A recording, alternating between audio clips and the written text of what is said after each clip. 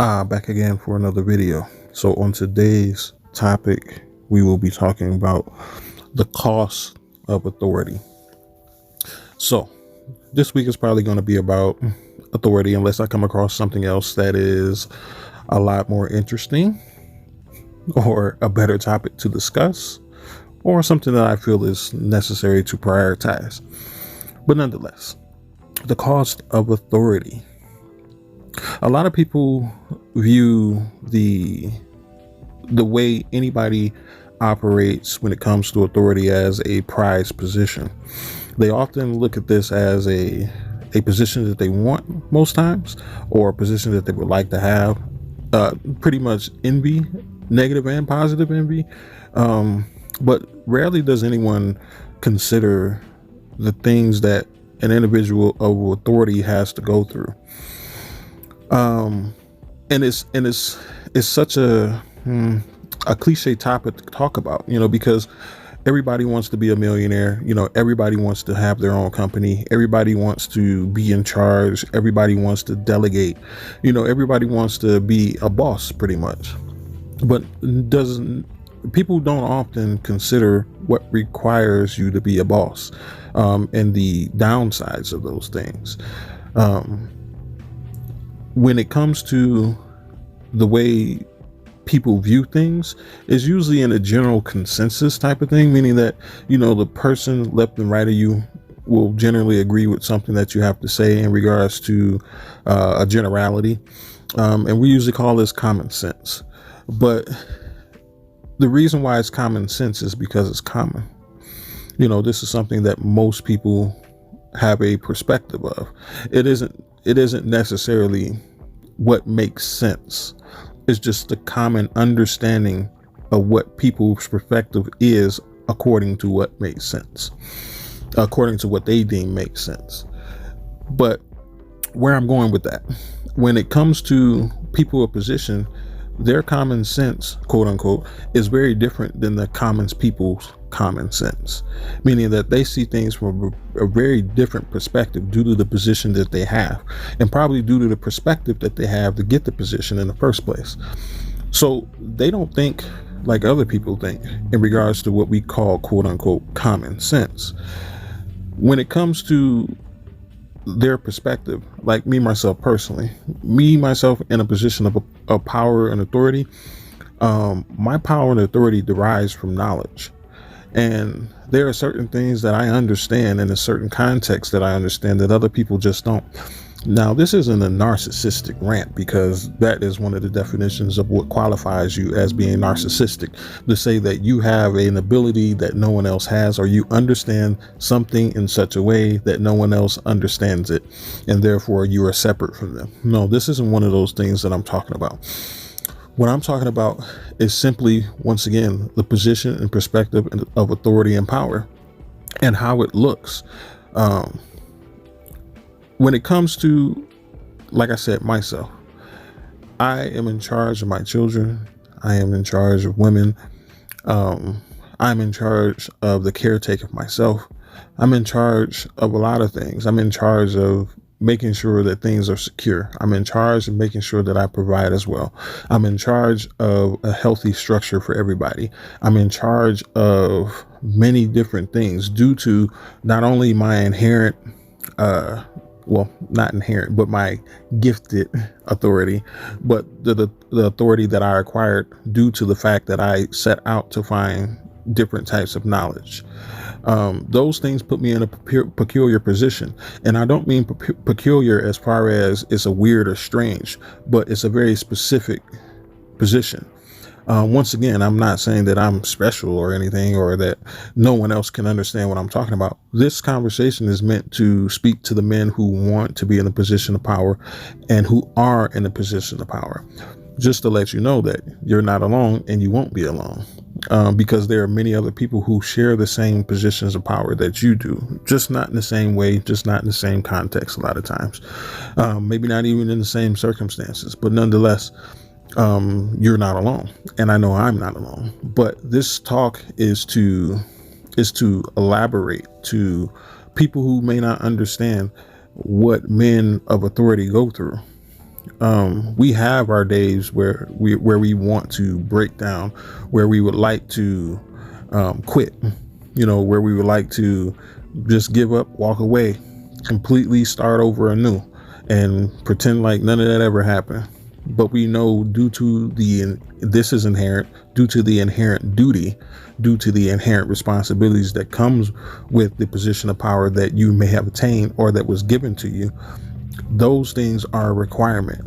You can't just walk away. You can't just give up. You can't just back down, because not only is that probably not a part of your manhood and principality in the first place, but your duty charges you, your honor charges you. This is one thing that definitely separates us from women.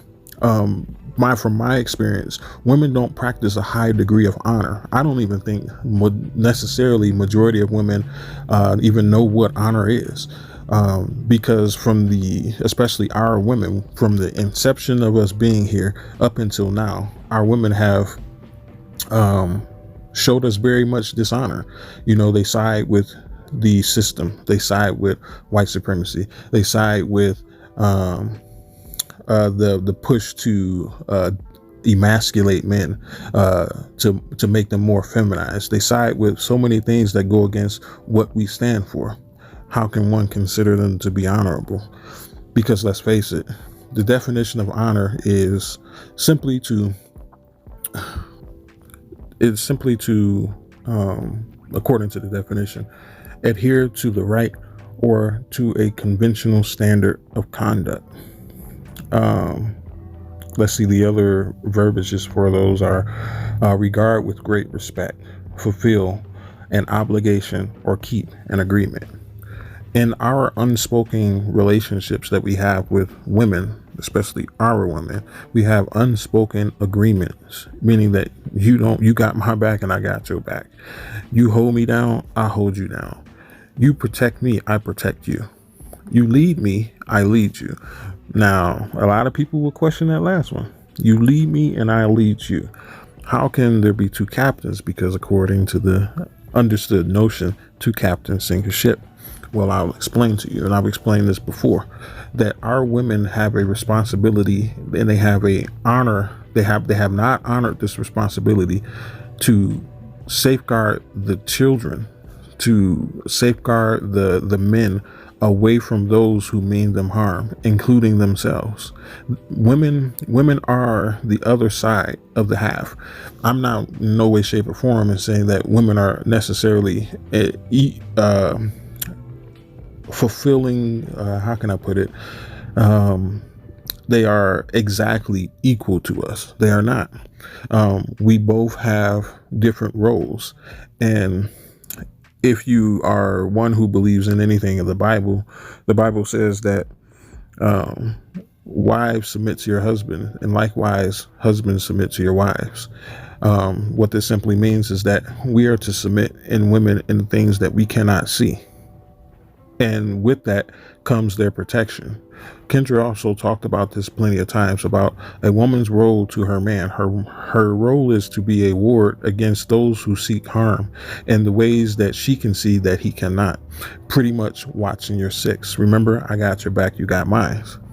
But they are not honorable in this way. But I'm veering off the topic a little bit. My whole point of bringing this up is that we have a duty to everyone else that everyone else doesn't have to us. That's simply put, meaning that the way the women are, they don't have as much honor as we do, but they should show honor in the ways that they can, the ways that they should. But they're not even showing that. So we rest at a high point, meaning that these women's honorability is so low, and ours has to remain what it should be or higher. That is a clear separation of personality traits. It's a clear separation of responsibility. It's a clear separation of how one conducts themselves. You think the way that these women are behaving is honorable? No. And a lot of these men as well. They do dishonorable things all the time, but their consequences come swift. Whereas a woman's consequences, they are stretched out over time, and she feels that subtle pain, and then Before you know it, she wakes up on the other side of the wall, lonely, upset, and disappointed in herself. But my whole point of bringing this up is that when you are in a position of authority, and honor can give you a position of authority, and a lot of the traits that men have, if they practice them well within their masculinity and principality, they will put themselves naturally in a place of authority and power. But people don't necessarily understand the consequences of that. Once again, our women are not adhering to the same things that we are expected to adhere to in the way that we are expected to adhere to. They don't even help a little bit sometimes, most times. But yet we expect to be these people of authority who just wipe away everyone else's indiscretions and poor decision makings, while we are held to a high standard due to the fact of our position of authority and accountability. Because once again, when you have power and authority, you have to have accountability and responsibility. That is the balance. People want that position. They want the position of power and authority, but they don't want the responsibility and accountability. And what comes with that are the downsides. These are the things that I'm talking about in this video. Being held to a higher standard than everyone else, while there's an imbalance of power and accountability in the structures that we go in and out of. Feminism has always seek to take more than what it was going to be responsible for. And this is the same thing that is being taught to the women. But I talk to the women, and they say, men have it so good. This is where this whole notion that there is some type of inequality in regards to the way a woman lives, the choices that she is able to make in her life versus the choices that a man is able to make in his life. This comes about because women are not practicing the things that they should in their own femininity. They try to step in the realm of men, and they expect that they don't come with the same level of honor, responsibility, camaraderie, empathy, sympathy. They don't come with the same level of these things, but they expect to get the same power and authority. Women, you can't do that. The reason why is you need to reach that same level of the inherent faculties of what makes masculinity if you want the fruits of masculinity. And that requires work, unfortunately, that most of you cannot achieve, because you don't have the tools in order to build these things up to the necessary point to produce the outcomes that the men are producing.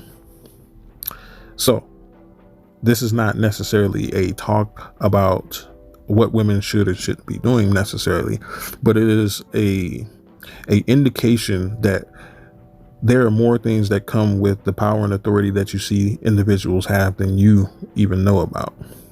We as men should definitely understand that.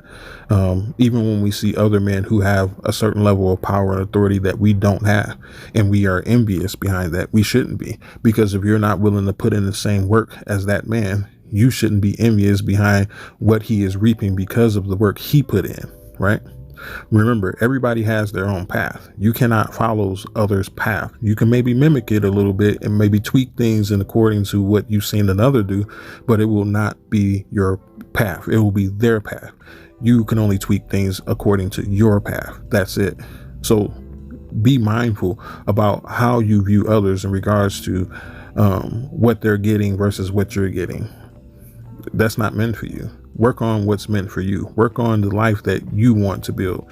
Don't worry about other people and their power and authority. And this goes the same at the people who are looking up at the people who are above them.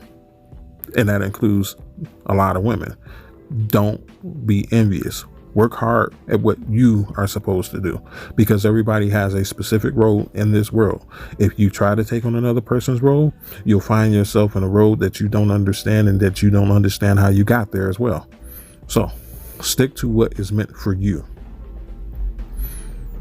Keep your level of power and authority that you're supposed to have. Don't take from others. If you know that you're in the wrong and that you're taking on more than you can chew, back down. Practice your honor. Practice your self-respect. Practice your respect as well. But nonetheless, people oftentimes don't consider the stresses that those in authority and power go through. They don't consider the anguish. All they see is that this person is holding a position that they want. That's all they see. They only see the good. They don't see what goes on behind that curtain. And I can tell you a lot of what goes on behind that curtain, and it ain't fun. A lot of it. We have to deal with mental anguish, physical anguish. We have to deal with stress. We have to deal with, so many factors that require us to not only deal with our crap, but deal with everyone else's crap as well. People who are being taken care of, people who are being provided for, have it way more easier than those who have the abilities to provide and to take care of. I don't think people understand this, and I necessarily really don't think women understand this for the most part. They think that being a single mother is something to do until the piper comes to collect his money. You know what I mean? And that can mean very, very different things until that child grows up to be a teenager and you can no longer handle them because you didn't give him the proper structure that he needed in order to become a well manageable young man.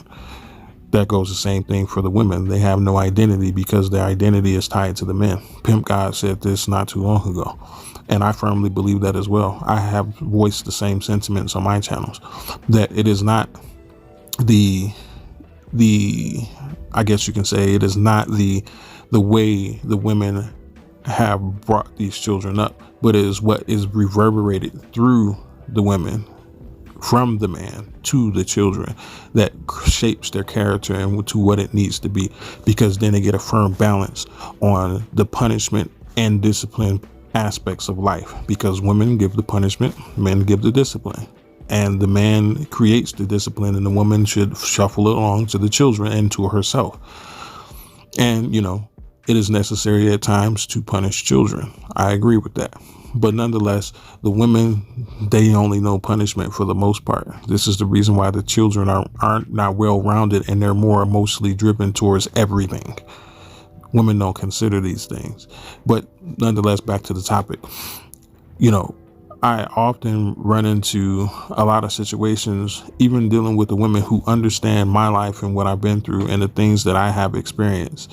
They tend to become complacent in their empathy for what their position should be and why it is necessary. This is another struggle of those of authority. We don't have that luxury to forget. We don't have that luxury to treat people very indifferently. We don't have that luxury to just forget what one has been through and what our responsibilities are. Because face it, if I were to forget or scapegoat my responsibilities for any portion of time, that could be unnecessary loss that I don't want to encounter, that trickles down to everyone else who I am taking for. So I have to have a constant 24 hours, 7 days a week service of being able to provide, take care of, and create structure. That's stressful. You don't want that smoke, especially if you're not built for that smoke. But anyways, talking long enough. This is a really long video. I hope this isn't a boring one for you guys. Jeez, I didn't even pay attention to the time like that. What a ramble. But like, comment, and share. Catch me out on Facebook. Check me out on Patreon. Both links will be in the description. But until next time, this has been a Wolf and Beta Close. May you have a good day, and peace be with you.